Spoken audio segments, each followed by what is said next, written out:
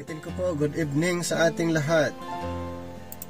Ang ating pag-uusapan po ay ang 1 Timothy.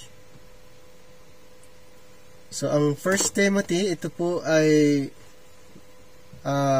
prison epistle, katulad ng Colossians at Philippians.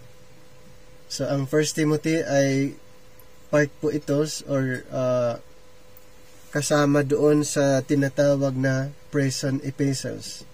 So, na-mention natin last meeting yung mga naisulat ni Apostle Paul before his imprisonment. Tinatawag na pre-prison epistles. So, mayroon pong 6 na book na naisulat during the time of transition. Ayan, ito pong 1 Timothy, ito ay naisulat naman after the transitional period. After the transitional period, ito po ay naisulat. So, ito po yung pag-uusapan natin. So, ito po yung outline ng 1 Timothy. Yung chapter 1, verses 1 and 2 ay patungkol po sa greeting. And then, chapter 1, 3 to 20 naman, ito naman po ay confronting the false teaching. Tandaan po natin, during that time, si Timothy ay naka-encounter po ng mga iba't ibang katuruan na hindi po inline doon sa kanyang natutunan.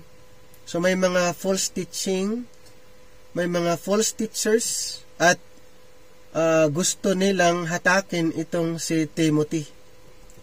Buti na lang si Timothy ay natuto sa rightly dividing.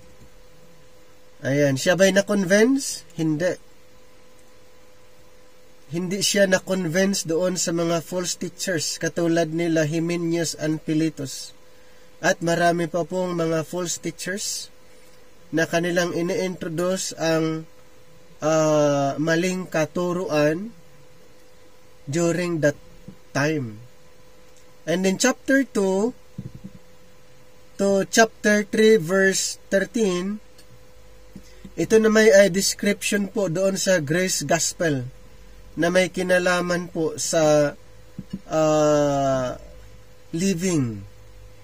Ayan, doon po na i-describe kung ano po ang maitutulong doon sa gospel when it comes of living, grace living, or tinatawag na Christian living. Kung sa chapter 3 verses 14 to 16, ito po, regarding naman sa behavior ng church, the body of Christ. Pinag-uusapan po doon ang behavior ng mga believers na tinatawag church, the body of Christ. At ulit doon po natin makikita yung purpose ng kanyang sulat dito po sa 1 Timothy. So the behavior in the church. And then kung sa chapter 4 verses 1 to 5, identifying the false teaching. Gusto kong basahin ito sa 1 Timothy chapter 4.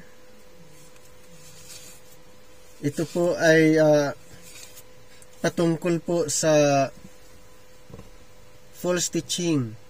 Dito sa verse 1,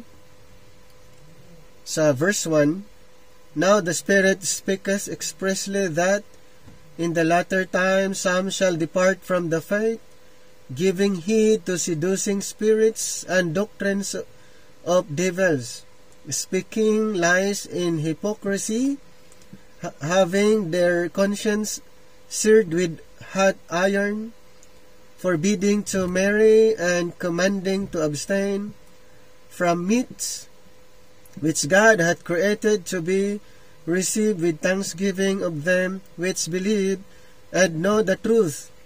For every creature of God is good, and nothing to be refused, if it be received with thanksgiving. Number 5, for it is sanctified by the word of God and prayer. Ayan po, dito sa binasa natin, identifying the false teaching. So ano po yung false teaching na makikita natin dito na tinatawag doctrines of the devils? So ang false teaching ay tinatawag na doctrines of the devils. Ano po ang ini-introduce po ng devil, or yung ano ba yung doktrina ng devil? Ang doktrina ng devil ay yung mixing. Kasi dito po sa chapter 4 na ito, makikita natin yung mix teaching, mix doctrine, at tinatawag na doctrines of the devil. And then in chapter 4, 6 to 16, how Timothy should be shaped by the gospel. Dito po talagang makikita natin paano po si Timothy na mold dito po sa gospel of grace. And chapter 5 to chapter 6, how specific groups in the church should be shaped by the gospel. And then chapter 6 to 21, confronting the false teaching. So dito po sa chapter 6, yung last chapter, confronting the false teaching. Diba sa first chapter 1, kinonfront yung mga false teaching, and then sa chapter 6 ganun ulit, confronting the false teaching. So ganun po, that time, during the time of Timothy, sa kanyang ministry, ang dami po niyang mga na-encounter na mga false teachers, false teaching. Pero ang good news po, si Timothy, hindi po siya na-deceive, hindi po siya na-convince, dahil po siya ay natuto ng rightly dividing. Sa kanya sinabi ang rightly dividing the word of truth. Kaya napakahalaga, katulad ni Timothy, na alam niya yung kanyang stand. Dapat ganon din tayo, alam natin yung stand natin, para sa kung may mga ma-encounter tayo ng mga false teaching, madali po nating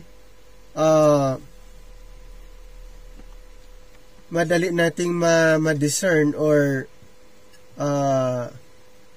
ma-identify.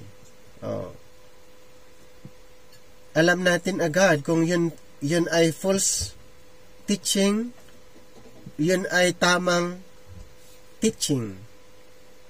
So yun po ang yun po yung mahalaga na alam natin, aralin ang Biblia sa pamamagitan ng right division. So kung pag-usapan natin yung author and date and recipient, dito po Apostle Paul probably wrote this letter to Timothy in the mid-60s AD during a mission trip not recorded in Scripture. So this trip took place after the events described in Acts between Paul's first and final Roman imprisonment. So kung pag-usapan po yung dating, yung date ay hindi po accurate. Ayan, hindi po accurate yung date. So the theme of this book, the letter's theme is that the gospel or the grace gospel leads to practical, visible change in believers' lives. The true gospel, referring to the grace gospel, in contrast to the false teaching, must and will always lead to godliness. Yan po yung issue that time the true gospel and the false gospel. And then paano ma-identify ang true gospel? Paano ma-identify ang false gospel? True teaching and false teaching. That time ay madaling ma-identify dahil ito po ay kanilang ibibase sa revelation, the revelation of the mystery. Ito po ay ibibase po nila para mapatunayan ang maling turo. Ibabase po doon sa teaching na natanggap ni Apostol Pablo. Ibig sabihin, lahat ng hindi katulad sa teaching na natanggap ni Apostol Pablo, automatic po yun ay maling turo. Ganun po katindi sa time noon. Ibabase po doon sa ebanghelyo or sa teaching, sa doktrina na natanggap ni Apostol Pablo galing po sa ating Panginoon. So lahat ng contrary, lahat ng katuruan na iba sa itinuturo ni Apostle Paul, automatic yun ay maling turo. Yan ay false teaching. At ganun po ang scenario that time. Nakuha niyo yung point ko doon? During the time of Timothy, kino-confront siya itong mga na-encounter niya, ang mga false teachers na may dalang false teaching. Madali niyang sabihin, madali niyang malaman na yun ay maling turo. Tayo kaya, alam kaya natin, pag may nagtuturo gamit ang Biblia, ma-detect kaya natin na yung nagtuturo na yun, kahit Biblia ang ginagamit, ay mali ang kaniyang itinuturo? Papaano natin malalaman na mali yung kanyang itinuturo kahit ginagamit ang Biblia? Malalaman po through right division. Malalaman po na ang teaching ay mali kahit nasa Biblia, using right division, na ito din ay ginagamit ni Timothy para ma-identify ang mga maling teaching. So, hindi ibig sabihin na gumagamit siya ng Biblia ay tama na agad. Hindi po ganon. Doon natin malalaman kung tama ang kanyang ipinapangaral kung ipapangaral po yung Biblia. Paano natin malalaman na naghahalo ang teaching? Paano natin malalaman na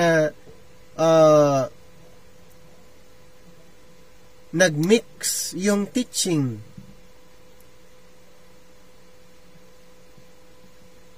Kung alam po natin yung right division, madali na lang pong malaman. Okay? Ano yung scripture from the time past, scripture from the but now, at mga scripture na may kinalaman sa ages to come. Pag yun po ay nagrumble, pag yun po ay naghahalo, or kahit saan-saan nagkukot, kahit saan gumagamit ng scripture para sabihin na scriptural, maganda naman scriptural but not dispensational. So, hindi po enough na scriptural tayo. Hindi po enough na scriptural tayo. Dapat dispensational. Dispensational, rightly divided. So, ano ba ang mga purpose? Ano ba ang purpose dito? Paul wrote 1 Timothy to advise his co-worker, Timothy. So si Timothy ay co-worker ng ating apostol, si Apostle Paul, about issues in the church in Ephesus. False teachers are the main cause for the letter. Kaya pala, isinulat ito, ang 1 Timothy, dahil may mga false teachers. Maraming false teachers. Ito yung main cause. Kaya si Apostol Pablo, isinulat niya itong book na ito. Their teaching apparently involved in incorrect assumptions about the law. In 1 Timothy chapter 1 verses 7 to 11, and not allowing marriage and certain foods. Doon sa binasa natin kanina sa 1 Timothy 4, 1 to 5, Paul's real concern is with the results of the false teaching. Ulitin ko po, Paul's real concern is with the results of the false teaching. He was dealing with the false teachers. Pero mo yun, nung si Apostle Paul nasa kulungan, itong mga false teachers ay pinupuntahan yung ministry ni Apostle Paul, at isa nga dito si Timothy ang gusto nilang linlangin, gusto nilang i-poison ang kanyang kaisipan. Ang tanong, sila ba ay naging successful? Itong mga false teachers na konbensihin si Timothy, hindi po. Hindi po sila nagtagumpay. Dahil si Timothy ay natuto. Ibig sabihin, mahirap mong kumbensihin kung ang isang tao ay natuto. Natuto sa katotohanan. So, ano yung purpose kung bakit si Pablo isinulat ang 1 Timothy? Ayan po, dahil sa mga false teachers. Dahil sa mga false teachers that time. Marami po noon. Mas lalong marami ngayon. Kung marami sa time ni Apostol Pablo, sa time ni Timothy, mas lalong marami ngayon. Kaya, kailangan nating pag-aralan ang Biblia rightly divided para madali nating ma-identify kung ito ba ay nagtuturo ng tama, ito ba'y binabago niya ang Biblia, ito ba ay tinitwist niya ang katotohanan.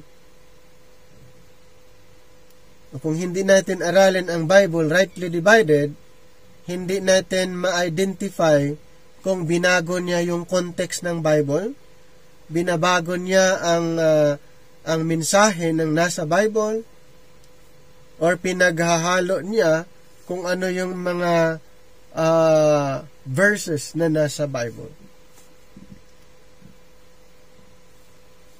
Paul's real concern is with the results of the false teaching. For example, it promotes mere theories over solid truth.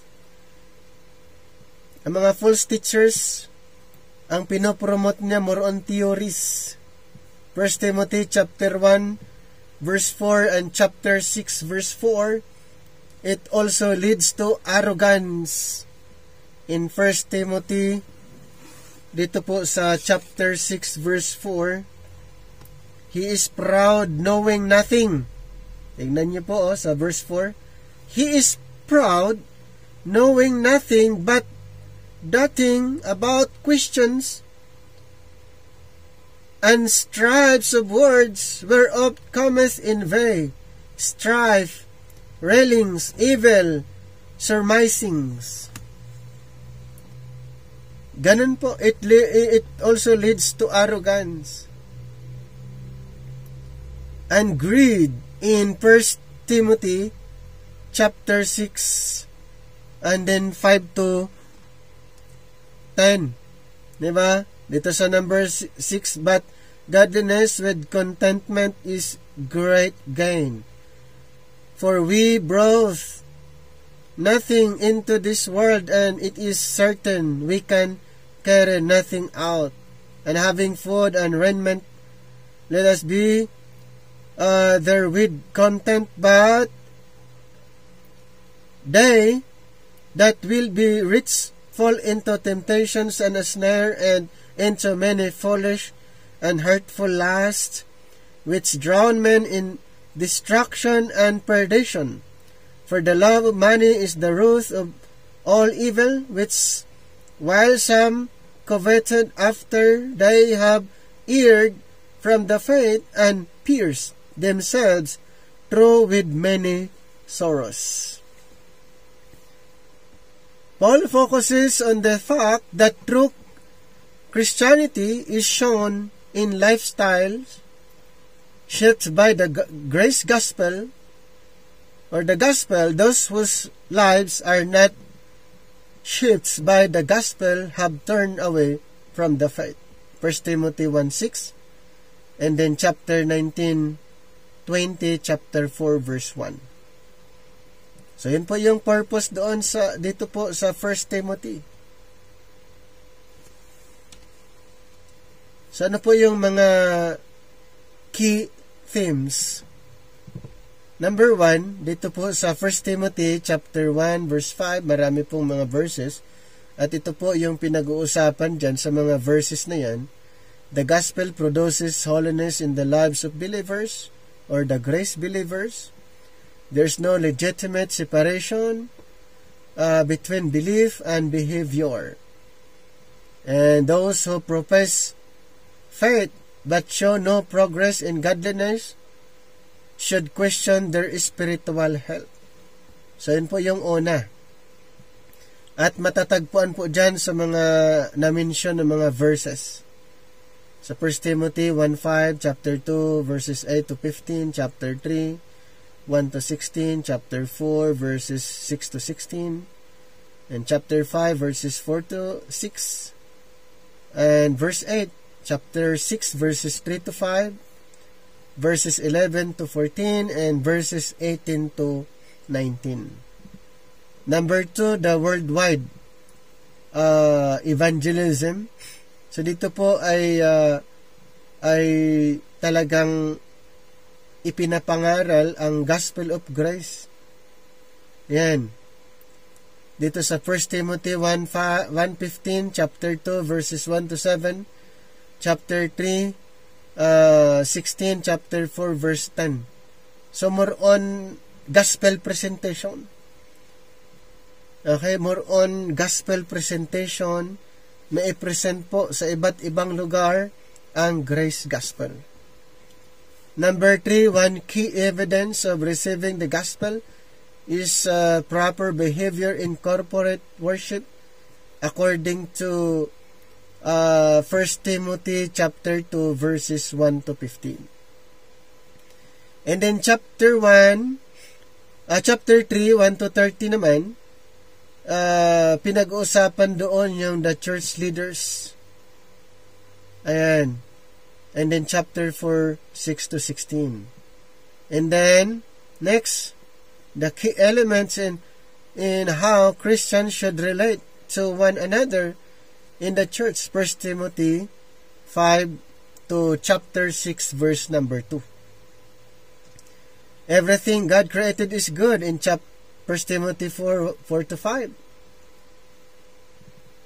In chapter 1, 3 to 7, 18 to 20, so, to protect the purity of the gospel. So, yun po yung key points dito po sa book ng 1 Timothy. So, the global message of 1 Timothy, pwede nating i-consider ito in chapter 1, 1 Timothy chapter 1, verse 5. Verse 5, now the ends of the commandment is charity, out of a pure heart, and of good conscience, and of faith unfeigned. And then yung verse 15, this is a faithful saying, and worthy of all acceptations, that Christ Jesus came into the world to save sinners, of whom I am chief. Paul's first letter to Timothy is filled with practical instructions about the life of the local church.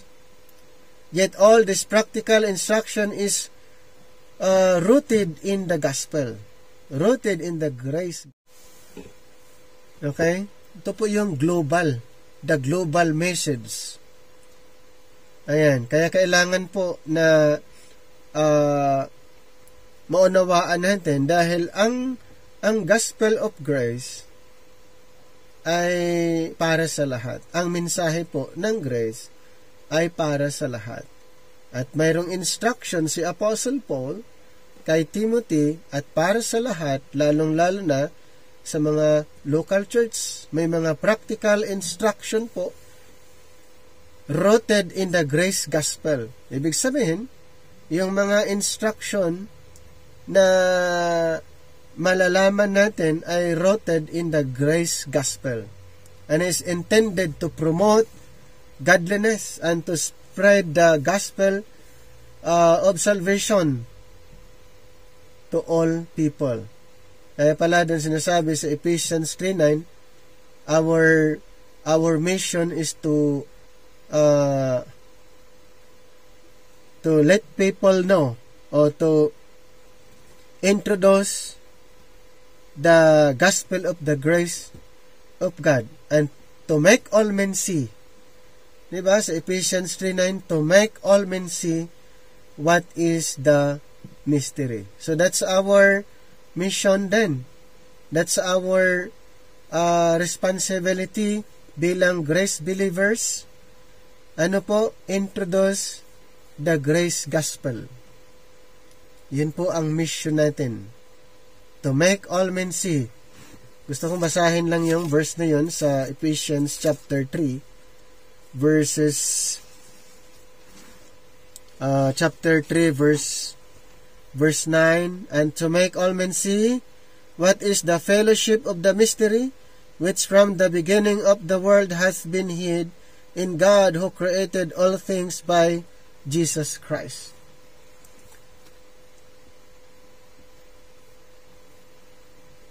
To promote godliness and to spread the gospel of grace to all people. Ito pang maganda ngayon, mayroon tayong internet. Pwede natin gamitin para i-share. Pwede kayong mag-live. Pwede kayong mag-live sa Facebook nyo at i-share ang gospel of grace. Diba? Sa ngayon po, dahil sa social media, pwede kayong mag-broadcast. Sa radio pwede rin, kaso lang limited. Sa Facebook pwede kayong mag-live na mag-broadcast at i-share nyo po ang gospel of grace. Nakuha niyo ang point ko doon?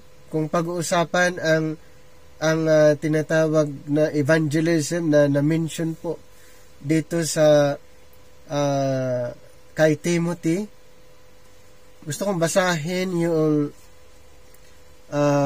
sa Timothy, 2 Timothy chapter 4 verse dito po sa verse 2, 3 hanggang 5. So sa verse 2, preach the word, be instant in season, out of season, reprove, rebuke, exhort, with all long-suffering and doctrine. Nakuha niyo po yung first part doon, preach the word, be instant in season, out of season. So, ipangaral mo ang salita. Ipapangaral mo ang salita ng Panginoon, napapanahon man o kahit wala sa panahon, ipapangaral natin. Number 3, for the time will come when they will not endure sound doctrine, but after their own lust shall they heap to themselves teachers having itching ears. Alam niyo po, sa panahon natin ngayon, ay ang church ay parang na lang, gusto nila yung entertainment. Kaya yung nasa front, nasa stage ay mga entertainer na lang. Yung preacher, hindi na preacher, entertainer. Bakit po? Yung katotohanan ay hindi na po na ipapangaral. Mas marami ang kwento kaysa pagtuturo ng salita ng Panginoon. Entertainment. Dito sa verse 3, for the time will come when they will not endure sound doctrine, but after their own lust shall they heap to themselves teachers having itching ears. Number 4, and they shall turn away their ears from the truth, and shall be turned into fables. Yung katotohanan, hindi na po na-introduce. More on kwento na lang, yung fables. Mga kwento na lang, kung anong mga kwento, mga likhang isip na mga kwento. So, nagiging lang po, entertainment na lang. Pag Sunday, ine-entertain lang yung mga pumupunta sa church, entertainment. Entertainer na lang ang nangyayari. Nasaan yung gospel? Nasaan yung katotohanan? Diba? Kaya sa number 5, dito sa 2 Timothy 4, but watch thou in all things, endure affliction, do the work of an evangelist, make full proof of thy ministry. So ano po ang dapat? Do the work of an evangelist. Ano ba yung ginagawa ng evangelist? Nag-share ng gospel, the grace gospel, gospel of salvation. Doon sa mga hindi nakakaunawa, ipinapaunawa. Doon sa mga hindi nakakaalam, ipinapaalam. Sa hindi nakakaintindi, ipinapaintindi. Alam niyo po, ang gospel napakahalagang ito'y ma-introduce na simplified. Hindi natin i-introduce na oversimplified. Kung ano yung gospel, i-introduce natin na simple. Hindi po mahirap unawain. Sa panahon natin ngayon, na-introduce ba ang gospel ng maayos? Hindi po. Hindi po na-introduce kung ano ang gospel na dapat paniniwalaan sa panahon natin ngayon. Yan po ay nakakalungkot.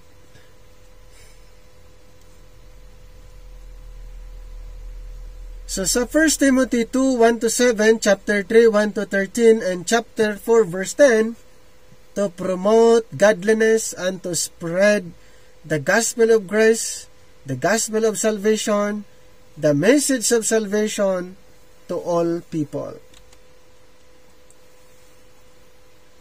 At dapat nating intindihin na ang gospel under the But Now program ay totally bago. Separate doon sa gospel na ipinapangaral under the time past. Ulitin ko po, we are in the But Now program. We are in the But Now program. mayroon pong programa ang Panginoon para po sa panahon natin ngayon na ang ating apostol ay si Apostol Pablo. Lagi po natin na binabanggit yan para maitanim sa ating puso at isip. Ang apostol natin ay si Apostol Pablo.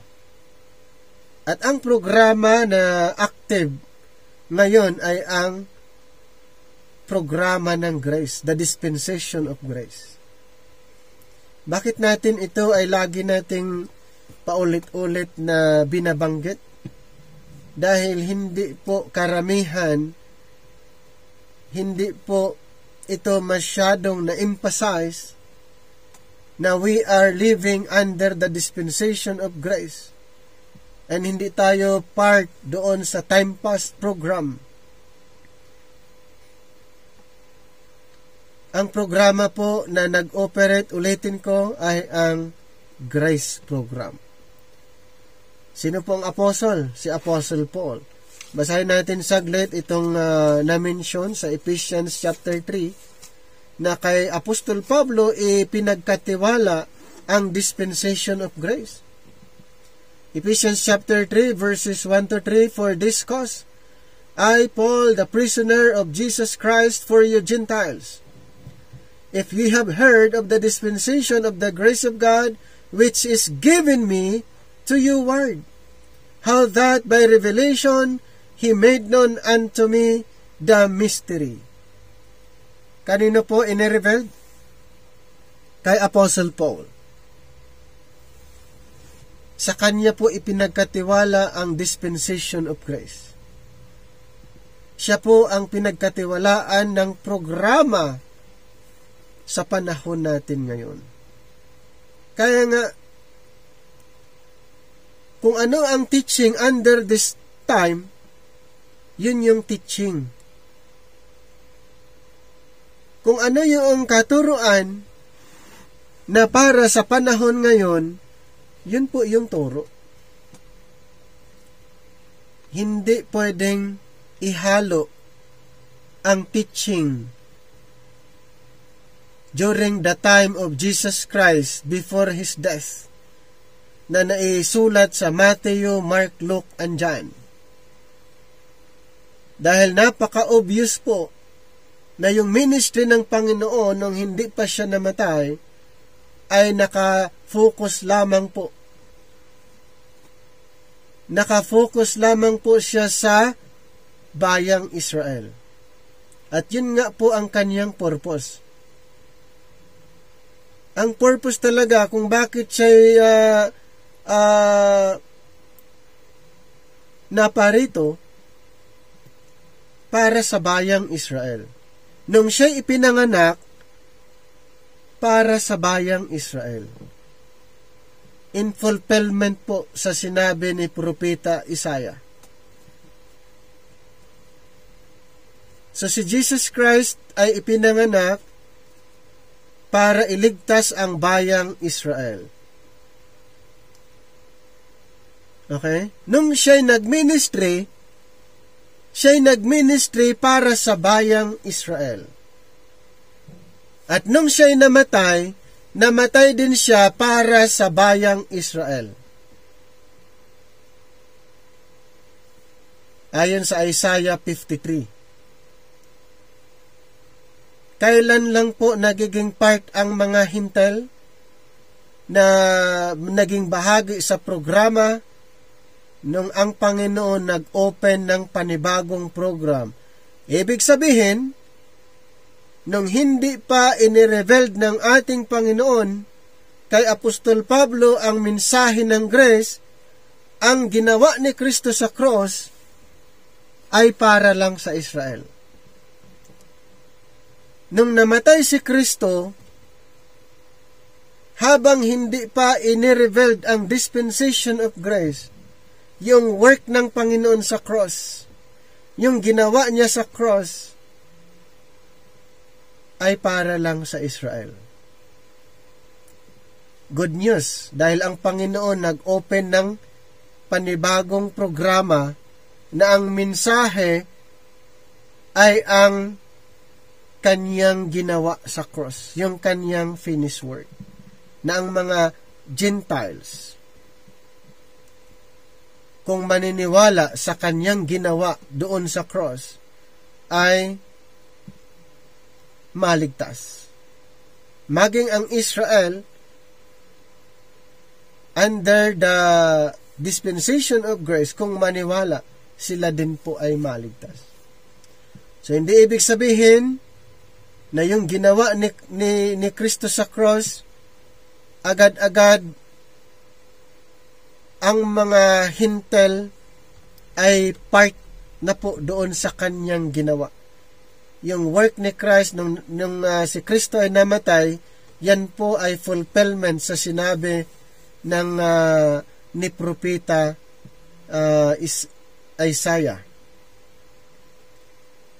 Ulitin ko po, habang hindi pa na-revealed ang dispensation of grace, ang work ng Panginoon sa cross, sa Israel lang. Ulitin ko po, nung siya ipinanganak, para sa Israel. Nung siya nag-ministry, para sa Israel. At nung siya namatay, para lang sa Israel. Nung hindi pa inirevealed ang dispensation of grace. Kaya nga na-mention doon sa Mateo, a ransom for many. A ransom for many. Many referring to the Israelites. And then, nung si Apostle Paul, dinescribe naman niya sa 1 Timothy chapter 2, verse number 6, a ransom for all. So, magkaiba po yung ransom for many at saka sa ransom for all. Matthew 20, verse 28, even as the Son of Man came not to be ministered unto, but to minister and to give his life a ransom for many. Referring to the Israelites.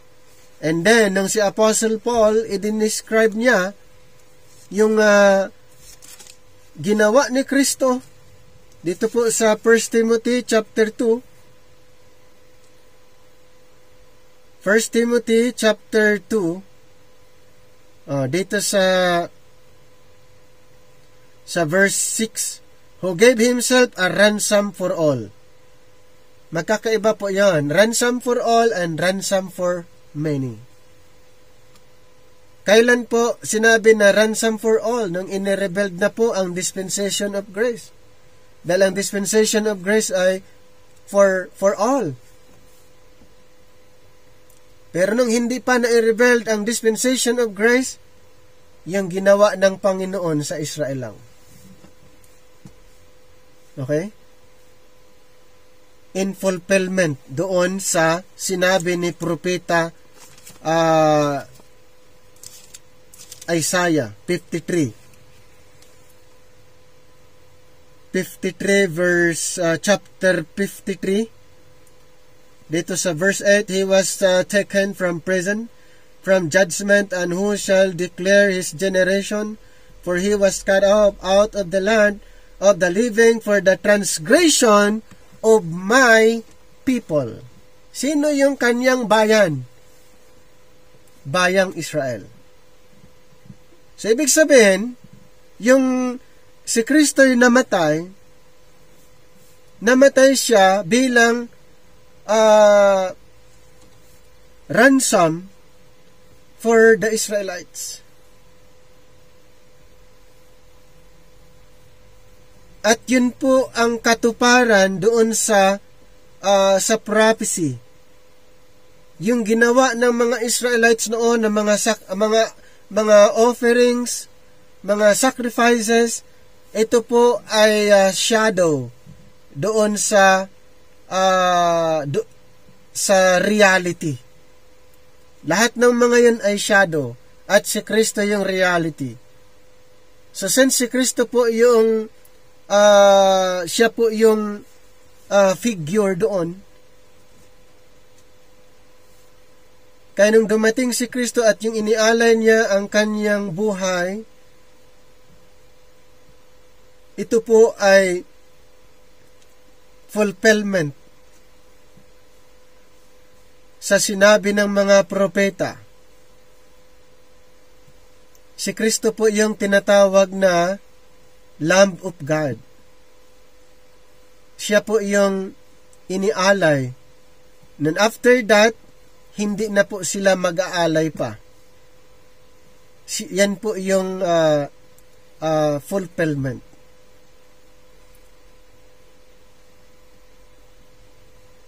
Ulitin ko po, yung work ni Christ bago inirebuild ang dispensation of grace sa Israel lang po. Kasi siya po yung na-describe as Lamb of God na na-mention, at siya po yung alay na na-mention ay yung mga nangyayari noon, mga offerings, sacrifices, atonement, at yung mga animals doon ay actually, yan po ay picture sa ating Panginoon. Kaya nung namatay siya, ulitin ko po, ay para sa Israel. Matupad ang propesiya para sa Israel. At kailan tayo nagiging bahagi? Ang mga hintel nagiging part sa programa nung tinawag si Apostol Pablo, inirebuild sa kanya ang dispensation of grace, at ipinapangaral ni Apostol Pablo yung ginawa ng Panginoon sa cross, at kung sino mang maniniwala doon sa kanyang ginawa ay magiging part sa heavenly program. Siya'y maligtas at magiging church, the body of Christ. Kaya hindi ibig sabihin na nung namatay si Kristo ay agad-agad ang mga hintel kasama agad. Hindi po.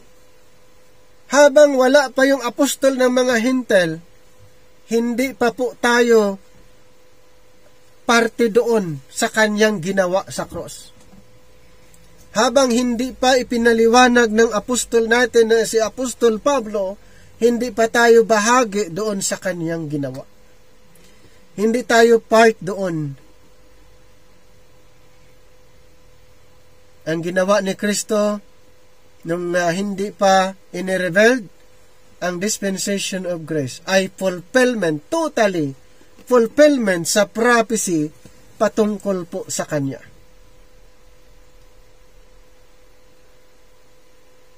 Kaya nga nung siya ipinanganak para iligtas ang Kanyang bayan. Dito po sa Mateo chapter 1, Mateo chapter 1 verse 21, now, and she shall bring forth a son, and thou shalt call his name Jesus, for he shall save his people from their sins. Okay? At nung siya'y nag-ministry, naman, para kanino? Si Apostle Paul ay in-explain niya nung ang Panginoon, nung nag-ministry ang Panginoon, dito po sa Romans 15 verse 8, now I say that Jesus Christ was a minister of the circumcision, referring to the Israelites. Was a minister of the circumcision for the truth of God, to confirm the promises made unto the fathers. So si Kristo po ay nagministry sa Israel. Siya po ipinanganak para sa Israel. Siya'y namatay in fulfillment para lang din sa Israel. Kaya nga, good news para sa atin, tinawag si Apostol Pablo na maging apostol nating mga hintel, at ipinangaral ni Apostol Pablo ipinangaral niya kung ano ang good news doon sa cross. Ipinapangaral niya anong meron doon sa cross. Siya po ang nagpaliwanag, inexplain po niya kung anong meron doon. At doon lang po tayo nagiging bahagi nung tinawag si Apostol Pablo. At doon po natin na-emphasize yung work ni Christ sa cross. Pero kung nung wala si Apostol Pablo, sino ang magpapaliwanag na sa pamamagitan ng paniniwala doon sa ginawa ni Kristo sa cross ay may kaligtasan? Wala. Dahil yung ginawa ni Kristo is totally fulfillment lang sa prophecy at wala pong nagpapaliwanag, wala pong nag-emphasize yung cross, kung anong meron sa cross. Kaya nga si Apostle Paul, dinescribe niya ang cross as good news. The message of the cross is the power of God. Napakahalaga po ang cross of Christ. Only Apostle Paul gives a clear emphasis regarding the good news of the cross. Kaya ang ating pangangaral ngayon ay patungkol po doon sa work ng Panginoon sa cross. That's the grace of God.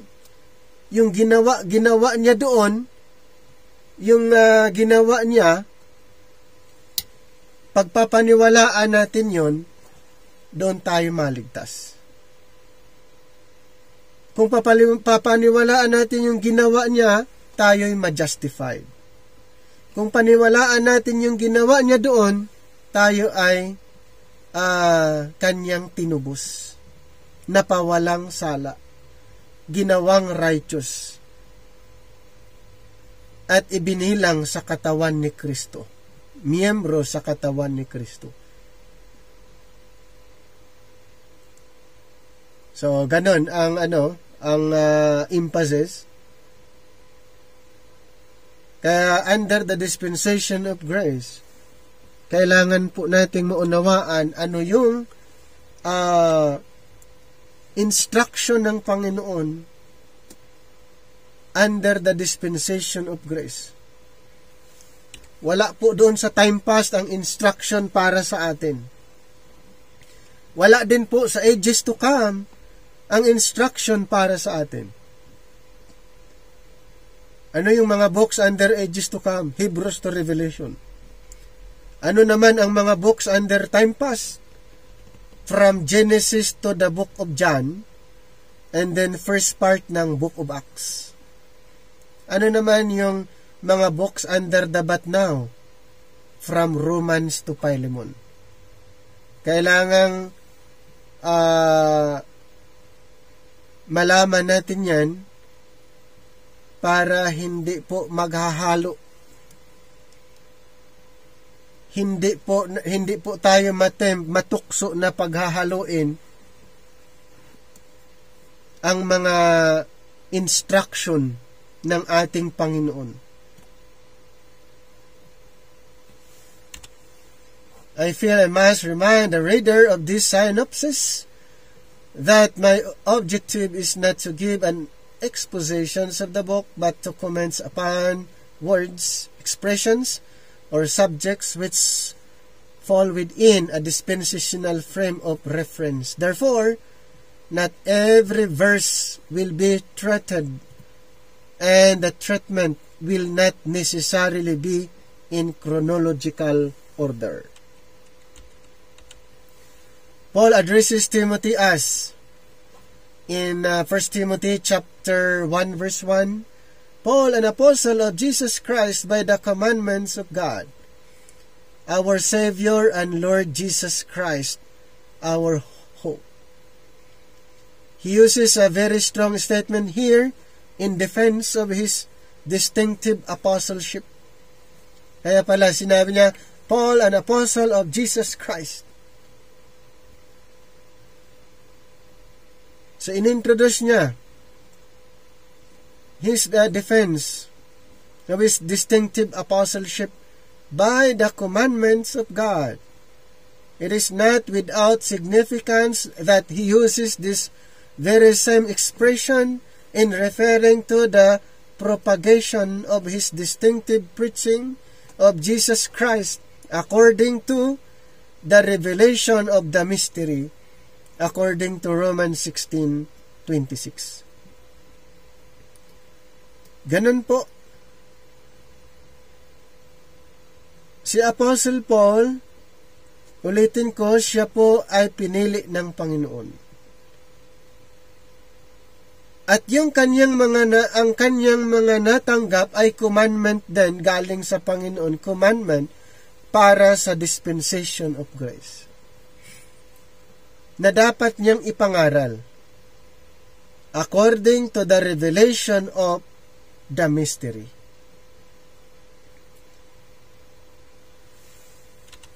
Yan ang kanyang ipinapangaral. Kung ano yung natanggap niya, yun yung mensahe para sa panahon natin ngayon.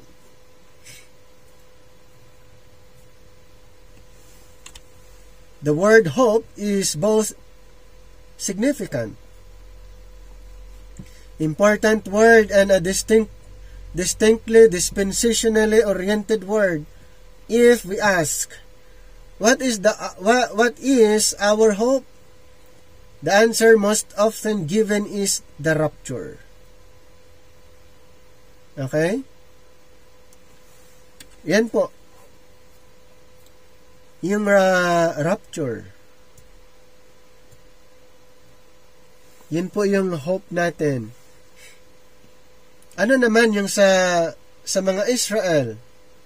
If we ask what is Israel's hope, ano naman yung inaasahan ng mga Israelites, mga kingdom believers? The millennial kingdom. Okay? Yung mga kingdom believers, ang kanilang inaasahan ay ang millennial kingdom, or the kingdom.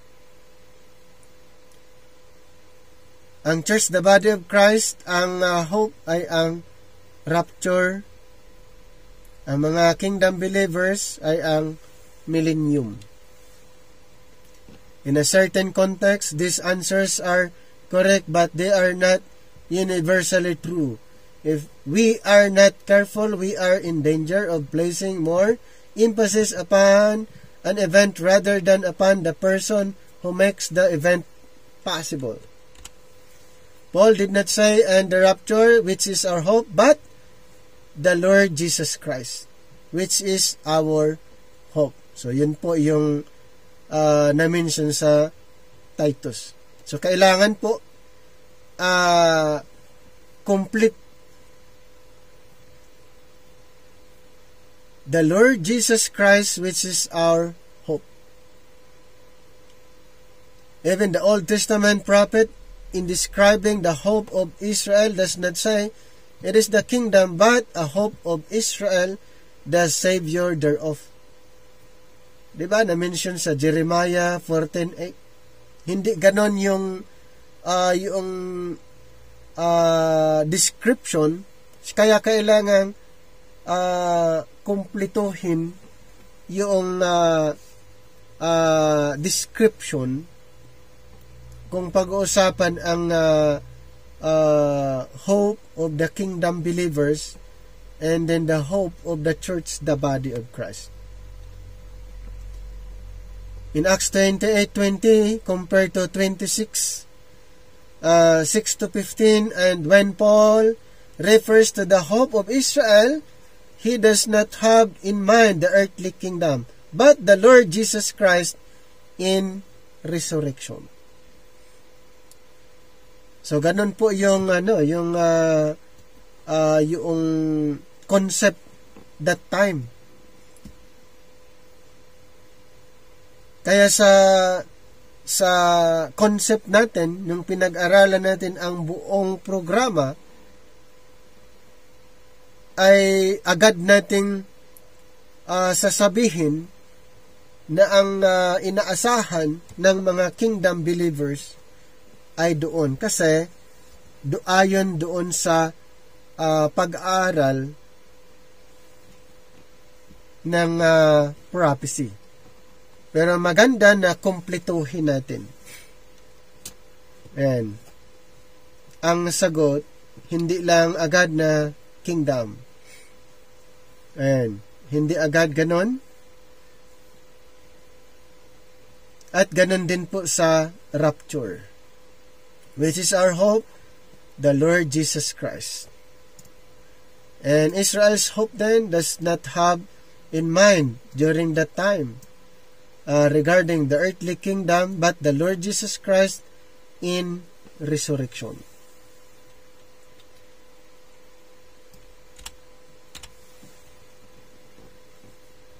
Sa Titus, na-mention po yung hope may have a reference. Halimbawa, dito sa Titus. Titus chapter 2:13. 2 verse 13, looking for that blessed hope and the glorious appearing of the great God and our Savior Jesus Christ. And then in Titus 1:2, the hope of eternal life. Verse 2, in hope of eternal life, which God that cannot lie promised before the world began.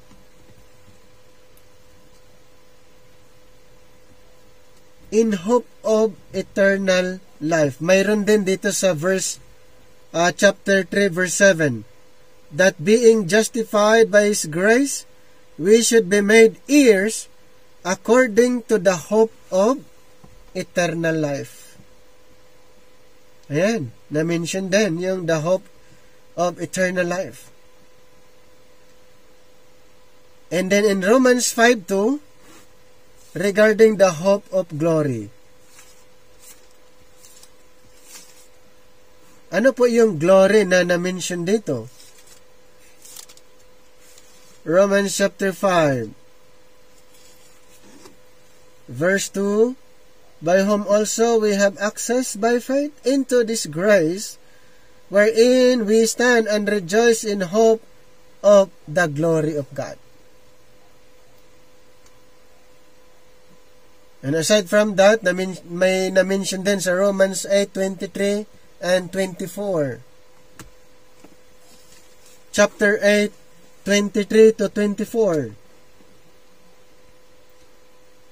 And not only they, but ourselves also, which have the first fruits of the Spirit, even we ourselves groan within ourselves, waiting for the adoption, so with the redemptions of our body. For we are saved by hope, but hope that is seen is not hope. For what a man seeth, why doth he yet hope for? So na-mention din the redemption of the body. At sa Romans 8:20, the deliverance of creation from the bondage of corruption. At ganun din sa verse 21, sa 20. Then Ephesians 1:18, the calling of God. So yun po yung mga reference regarding sa hope. Ephesians 1:18. Ephesians 1:18, the eyes of your understanding being enlightened, that ye may know what is the hope of His calling, and what the riches of the glory of His inheritance in the saints. At marami pa. So mga pinag-uusapan dito, yung word na hope, mga verses na na-mention ni Apostle Paul regarding sa hope, and even the kingdom saints, mayroon din silang hope may mga mababasa din tayo na na-mention yung hope. Pero magkakaiba po yung substance. But we have all of these things in the persons of our Lord Jesus Christ. He is our hope. In chapter 1, verse 4, the word edifying occurs in the Authorized Version. So the better text read, dispensation. Dispensation. These two words in the Greek are spelled exactly the same except for one letter. Paul tells Timothy to warn his people not to give heed to fables. Napag-usapan natin, ano yung fables? Ito po yung mga kwento lang na walang hindi totoo, mga kwento lang. Fables. Likhang isip. Bakit sinabi ni Apostle Paul? Bakit winarningan niya? Marami sa panahon noon. Mahilig mag-ano ng kwento. Mga walang mga basihan. Likhang isip. And endless genealogies. Winarningan din ni Pablo itong si Timothy. At sinabihan din niya si Timothy. Okay? Kasi that time nga, yung napag-usapan natin kanina, may mga false teachers. Kaya sinabihan niya si Timothy to warn his people not to give heed to fables. Yung mga believers noon, sinabihan through Timothy. So, nagbigay ng instruction si Pablo kay Timothy, and then si Timothy inerelin naman doon sa mga tao. Endless genealogies, but rather to give heed to the dispensation of God, which is in faith. Nakuha niyo yung point kung bakit sinabihan ni Apostol Pablo si Timothy, dahil sa panahon noon, iba't ibang klaseng mga teachers, mga false teachers. Is it not strange that so many Bible expositors reject dispensational truth? Yes, ang dami po. May maraming mga anti-dispensationalist. Ayaw nila yung dispensation. Kaya nga hindi nila ginagamit ang King James dahil mababasa doon yung dispensation. Gusto nila yung administration, stewardship, fellowship. Ayaw nilang dispensation. Pero sa Greek, ang stewardship, fellowship, dispensation ay iisang word lang sa Greek. Ito'y tinatawag na oikonomos. Ang oikonomos ay defined as fellowship, stewardship, administration, dispensation. Di parehas lang. Pero marami po sa mga Bible expositors na ayaw nila, unang-una, hindi nila maipaliwanag ang dispensational truth. When Paul gives us such a charge as this, Paul speaks in chapter 1, verse 5 in 1 Timothy, of the end of the commandment. However, the word for commandment here is not the usual one. It is the same word as found in verse 3. Tignan lang po natin 1 Timothy chapter 1:5 muna tayo. Now the end of the commandment is charity, out of a pure heart, and of a good conscience, and of faith unfeigned. And then, verse 3, as I besought thee to abide still at Ephesus, when I went into Macedonia, that thou mightest charge some that they teach no other doctrine. How about verse 18? 1 Timothy. Verse 18, This charge I commit unto thee, son Timothy, according to the prophecies which went before on thee, that thou by them mightest war a good warfare. And then chapter 5, verse 7, chapter 6, verse 13, parehas lang po. And verse 17, translated, charge. So yung na-mention nga dito, the commandment ay ito po ay sa ibang gamit po ay charge. Okay? Charge. There may be a question whether Paul is referring to the charge which he gave to Timothy or to the Mosaic law. Charge. Oh. So the verses which follow seems to indicate the latter. However, it is not necessary to equate the charge in verse 5 with the law in verse 7. Okay? Desiring to be teachers of the law, understanding neither what they say, nor whereof they affirm. So, hindi po yan. Pero ang point po doon, yung word na charge. At saka yung commandment ay translated as charge. The end to be realized in the charge Paul. Ito nga eh. Charge Paul gave to Timothy was love out of a pure him, a good conscience, and a faith unfeigned. Some had turned aside from Paul's charge and had set themselves up as teachers of the law. Ganon po yung nangyari. Nakuha yung point doon, nawala yung nais. Kung baga, instead of yung sound doctrine,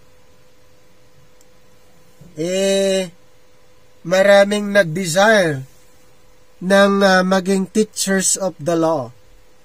Yun na po yung desire. So, nakuha niyo po yung point ni Apostle Paul.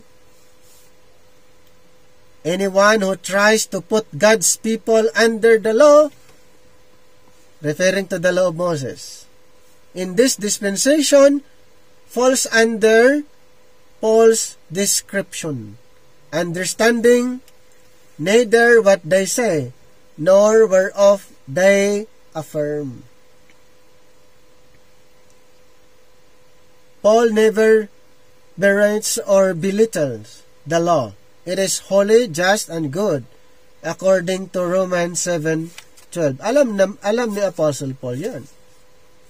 Dahil expert siya noon. 7:12. Romans. Wherefore the law is holy, and the commandment holy, and just, and good.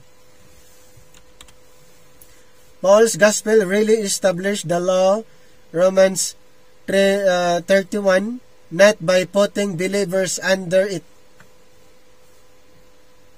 but by righteously meeting its every demand in the death of Christ, and by delivering the believer from its bondage. The law is not made for the righteous, and that is what we are in Christ. The law was made for the unrighteous. According to 1 Timothy chapter 1 verse 8 to 10. Ang batas ginawa para sa mga unrighteous. Hindi ito ginawa para sa mga righteous. Chapter 1 verse 15 is a very familiar and favorite verse. This is a faithful saying, and worthy of all acceptations, that Christ Jesus came into the world to save sinners, of whom I am chief. What does Paul mean? Bakit niya sinabi yon? When he says he was a chief or chief sinner, does he mean he had committed more sins than anyone else? Ganun ba yon? Philippians 3:4-6. Philippians tayo, chapter 3, 4-6. Rejoice in the Lord always. And again I say rejoice. Let your moderation be known unto all men. The Lord is at hand. Be careful for nothing, but in everything by prayer and supplication, with thanksgiving, let your request be made known unto God. Chapter 3, verse 4. Though I might also have confidence in the flesh, if any other man thinketh that he hath whereof he might trust in the flesh, I more. Circumcised the 8th day, of the stock of Israel, of the tribe of Benjamin, and Hebrew of the Hebrews, as touching the law, a Pharisee. Number 6, concerning zeal, persecuting the church, touching the righteousness which is in the law, blameless. Yun po yung description ni Paul, dating Saul. He could boast in the flesh that he was blameless as touching the righteousness which is in the law. True, he severely persecuted the early believers. Sinabi din niya dito sa binasa natin, as he confesses in Acts 26, 9-11, but he did this ignorantly. Sinabi din naman niya, I did it. Ganun po yung patutuon niya. Actually, alam niya ano yung paano sundin ang buong kautusan, ang law of Moses. Kaya nung siya na-convert under grace, alam niya yung naipag-compare niya yung under grace teaching at saka under the law teaching. Kaya sinabi niya, you are not under the law but under grace. At alam din niya ang katuruan nga under the law. Siya po ay pinili para magiging grace preacher, grace teacher, or apostle. Kaya madali niyang sabihin na kayo ay ilalim na sa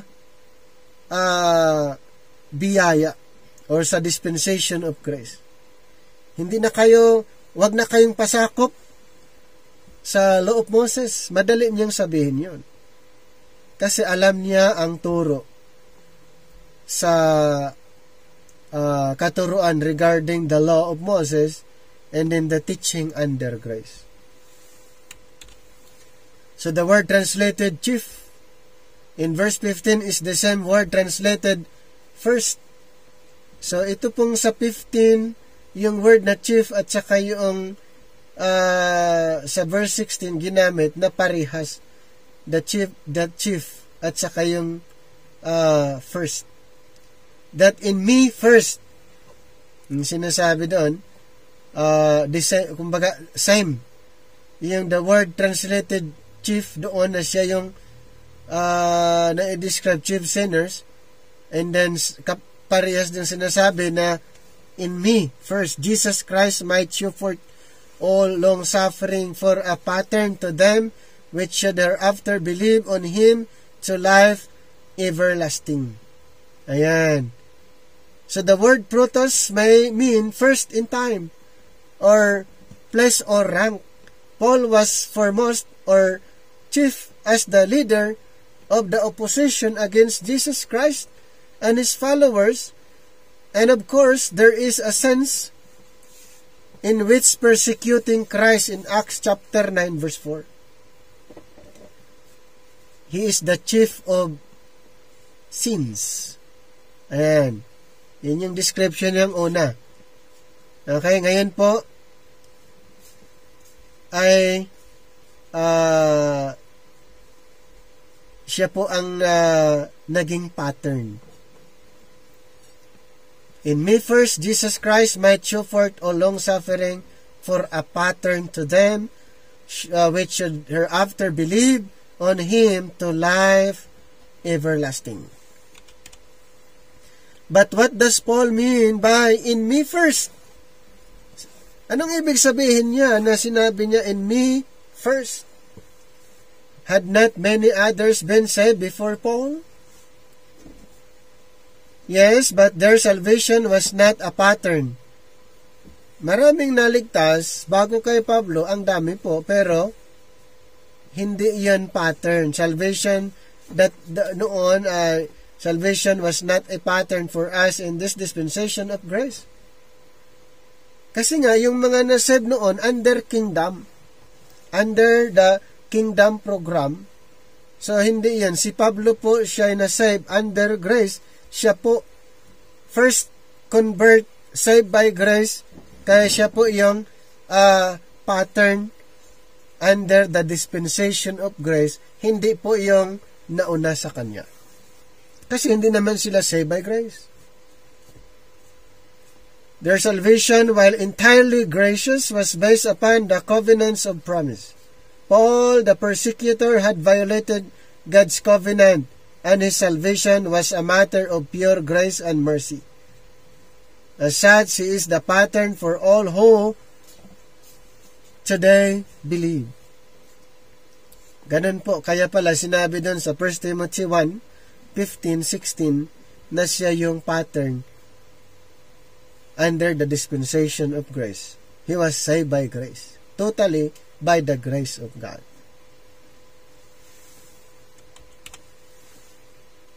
Some dispensationalists are afraid to speak of Jesus as King for fear they will be an undispensational. However, there's at present and always has been a kingdom of God, and a kingdom must have a king. In 1 Timothy 1:17, Paul ascribes honor and glory to the King of the ages. In chapter 6:15, he calls him King of Kings and Lord of Lords. We must carefully distinguish the earthly millennial kingship of Christ, but not to the extent of denying the existence of the kingdom of God today.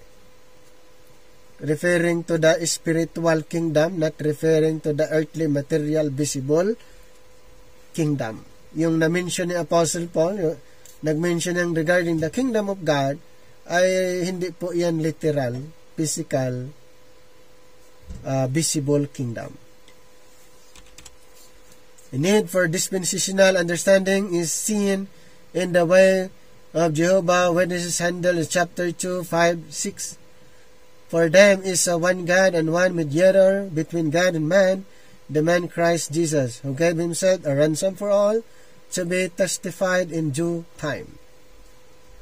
They claim that Paul means there will be a future day when all men will be raised to live on earth again, and at which time this ransom will be proclaimed and men will have another chance to be saved. According to JW, Jehovah's Witnesses. Yun po ang kanilang claim. Okay? Yan yung kanilang claim nung binasa nila ang chapter 2, 1 Timothy 2, 5 and 6. Familiar kayo sa Weymouth translates. Weymouth translate this verse. Who gave himself a ransom for all. In fact, testified to at its own appointed time. Of this fact, I have been made a herald and apostle. Then the RSV translates it. Ito naman yung, ito sa, mayroon kasing version na Weymouth version, and then the Revised Standard Version, the RSV, ito naman yung kanilang translation. Sa translation nito, who gave himself as a ransom for all, the testimony to which was born at the proper time. For this I was appointed a preacher and an apostle. Ayon sa Revised Standard Version. Christ said He was going to give His life as a ransom for many in Matthew 20:28, but surely this fact was not witnessed to all mankind in the Pentecostal preaching. As late as Acts 11:19, the word was being preached to none but to the Jews only. O, nakita niyo po, to the Jews only. So, the ransom for many, to the Jews only. Then, in the duly appointed time, Paul was sent forth as the apostle of the Gentiles to make known the fact that Christ had provided a ransom for all. So, na-discuss natin kanina, ang kaibahan, the ransom for many and the ransom for all. The due time for the proclamation of this glorious truth began with Paul, and it is still due time to make this message known. How about chapter 3? The book of 1 Timothy deals with the governments of the assembly. Paul mentions 2 offices. Ano po iyon? Una, bishop, na tinatawag overseer. Pangalawa, deacon, tinatawag na servant. Okay? So in giving similar instruction to Titus, he mentions elders in Titus 1:5. And elders and bishops are not 2 separate offices. Ulitin ko po, ang elders at saka bishop, according to the scripture, magkaiba ba yung office nila? Hindi, parihas lang po. Pero ngayon may nagkiklaim ng bishop, parang sasambahin na ng maraming tao. Pagtatawaging pastor, excuse me, wag niyo akong tawaging pastor, bishop ako. Bakit ganon? Saan sila kumuha ng definition? Sa Bible po, ang elders at bishops are not 2 separate offices, as is clear from Acts 20, verse 17. Tignan lang natin yung Acts 20, verse 17. And from Miletus he sent to Ephesus and called the elders of the church. O elders of the church, bishop. Elders and bishop ay parehas yung office. And then, yung 28. Take heed, therefore, unto yourselves and to all the flock over that which the Holy Ghost hath made your overseers, the elders and the bishop. Parehas ang kanilang function. Where Paul tells the elders from Ephesus that God had made the overseers or bishops of the flock. So, overseers, the elders or bishop, parehas lang po ang kanilang office. No doubt the role in the church grew out of the Jewish order. So kumbaga may Jewish order yung mga churches noon that time during the transitional period, yung Jewish order, kaya na-mention yung flock, na-mention yung overseer, kasi yun pa po yung sinusunod na order, Jewish order. Kahit mga grace believer, since the nakasanayan po sa time na yon, during the transition, yung Jewish order. Okay? So elders are mentioned over 125 times in the Old Testament and some 45 times in the Gospels and Acts. The word for deacon is used 20 times in the New Testament, but it's translated deacon. So yun nga, yung deacon. And deacon na ito ay translate minister or servant. Parehas lang po yan. We think of ministers and the ministry as the clergy, but in the New Testament, the minister is simply a servant. And all believers are thus in the ministry. In Paul's epistles, only do we find the appointment to a special office of deacon in the church. Paul never refers to the ministry in the church as priesthood. So wala pong ganon. The mystery of godliness in chapter 3:16 possess some dispensational questions, the Authorized Version reads, God was manifest in the flesh, but the correct reading is who was manifested in the flesh. Because of the order of events which follow, some dispensationalists have endeavored to make the subject to be the mystery that of the church which is his body. This interpretation is quiet and natural. The order of events may be satisfactorily explained as referring to Christ personally, manifested in the flesh and justified in the spirit, seen of angels and preached unto the Gentiles, believed on in the world and received up into glory, is manifestly not a chronological order. Rather, it seems the apostle is making great contrast to show the magnitude of the mystery of godliness. Flesh and spirit, angels and Gentiles, the world and glory are all poles apart. The chronological order would be manifested in the flesh, seen of angels, justified in the spirit, received up into glory, preached unto Gentiles, and believed on in the world. So yung na-mention natin, hindi siya chronologically arranged. Kung i-arrange natin, ayan po, ang pagkakasunod-sunod. Chapter 4 is a contrast between the doctrine of demons and the doctrine of Scripture. In verses 1, 6, 13 to 16, Paul refers to a doctrine or teaching some 12 times in this epistle. He indicates that doctrine of demons will be manifested especially in the latter times. In 2 Timothy 3:1, he speaks of the last days. The last days of the prophetic scriptures deal with the Great Tribulation with its cosmic and political signs. And then Paul's last days deal only with spiritual and moral declension.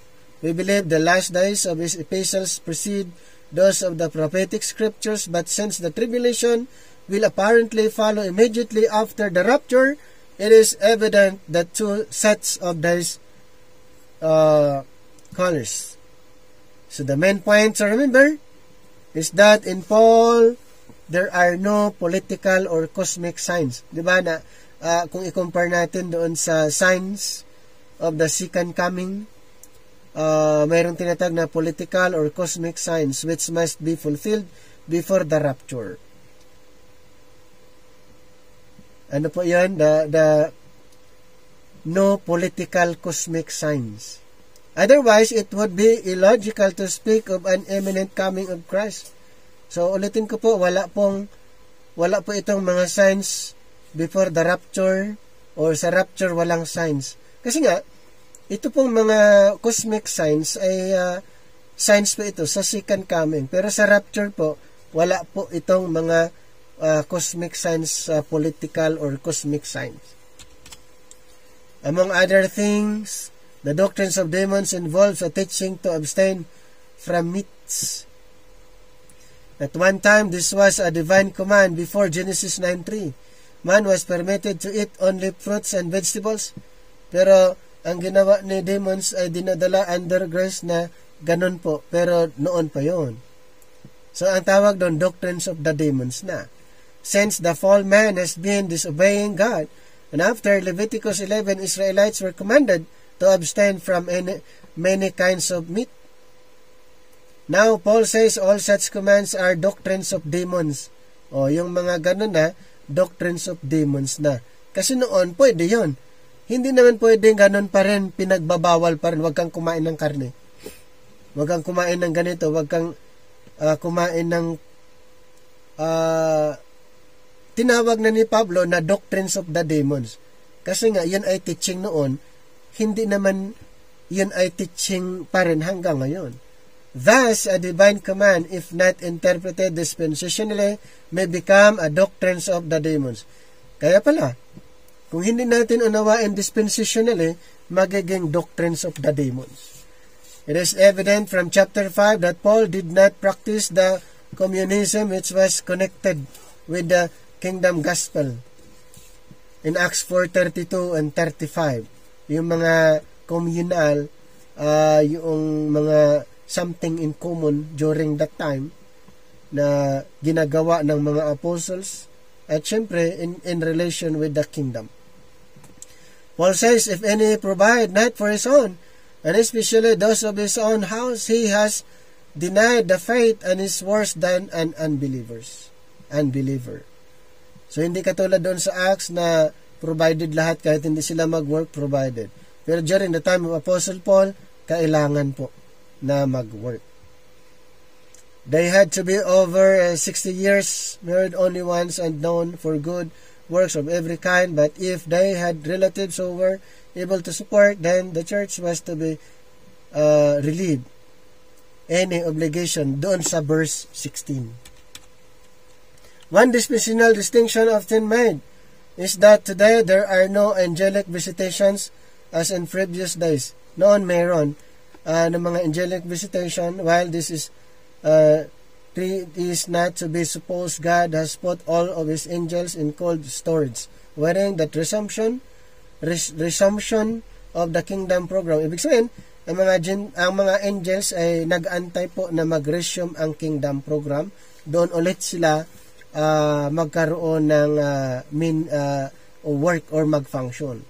In verse 21, Paul gives a charge to Timothy before the elect angels, and in 1 Thessalonians 4:16, he says, the voice of the archangel will accompany the rapture. An angel ministered to Paul as late as Acts 27:23. There was still a manifestation of signs at least to the end of the book of Acts kasi sa transition. Kaya may na-mention pa niya yung mga term na ganon during the transitional period. And surely Satan and his angels are still in business. Kasi itong si Satanas at yung mga demons that ay syempre nag-operate.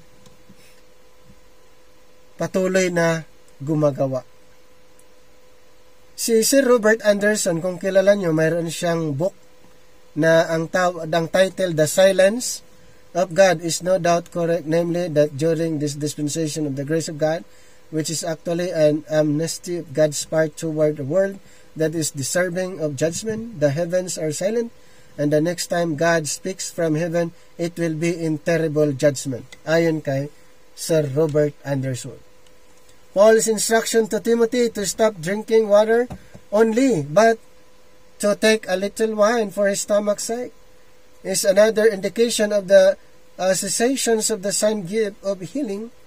Why they no longer water if there had been no change? So kung wala pang nagbabago sana, bakit sinabi ni Pablo na wag laging stop drinking water only? Yan, sabi niya, take a little wine for his stomach. So yun yung patunay na mayroong changes sa program. May changes.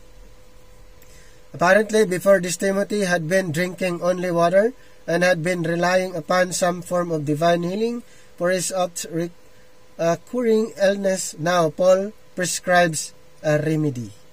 So, ganun po yung ginawa niya. Some who have opposed the distinctiveness of Pauline revelation have quoted in chapter 6, verse 3 to try to prove that Paul referred his readers to the gospel records where the words of Jesus Christ are recorded, and that he made no claims for any distinctive revelation. This assertion, of course, is completely unfounded. The Corinthians tried to deny Paul's authority, and he wrote to them these words, since you seek a proof of Christ speaking in me, to the Galatians he wrote, but I certify you, brethren, that the gospel which was preached of me is not after man. Yun yung sinasabi niya dahil hinahanapan, kini-question siya yung kanyang credibility. For neither received it of man, neither was I taught it, but by the revelation of Jesus Christ. In 1 Corinthians 15:8, Jesus appeared to the 12 for 40 days after his resurrection. But Paul says, after that he was seen of me last of all. Over and over, Paul makes claim to be speaking not only the word of Christ, but distinctively a word of Christ which had not been previously vouchsafed to any other man. So in 1 Timothy 6:3, the wholesome words of our Lord Jesus Christ are the words He spoke from heaven through revelation to Paul. Ang sinasabi ni Apostle Paul ay galing po sa Panginoon. Kung anong ipinapangaral niya, yun ay galing sa Panginoon. This is not to depreciate the gracious words which Christ spoke while on earth, nor is it to say that much of what He said on earth cannot be applied to us today. As our, kung kilala niyo si J.C. O'Hare, isang preacher, grace preacher, we must use the Pauline's sifter in applying the rest of the scripture. Ayon kay J.C. O'Hare, everything that goes through the sifter, that is everything that is in agreement with the present dispensation, is to be applied to ourselves just the same as the Pauline epistles. But there are a number of things which won't go through the sifter, such as the command to baptize for the remission of sins, to go only to the lordship of the house of Israel, to bring our gift to the altar, to raise the dead, to provide neither gold nor brass in our purses, but instead to have all things common. And there are other teaching of Christ which place His believers in the midst of the great tribulation and relate them to the earthly kingdom of Israel. All of these things remain in the sifter, for they are distinctive to the earthly kingdom program. So, in-explain din ni J.C. O'Hare ang kaibahan din po sa Gospel of Grace and the Gospel of the Kingdom. Kaya, mahalaga na maunawaan natin ang mga bagay na ito in line with right division. So, unawain natin ang Bible using right division. Katulad ng binanggit ko po, ang susi ng lahat, to avoid confusion, we must study the Bible rightly divided. So, hanggang dito na lang po ang ating pag-aaral sa 1 Timothy. Maraming salamat po sa inyong lahat at sa pakikinig ng bawat isa.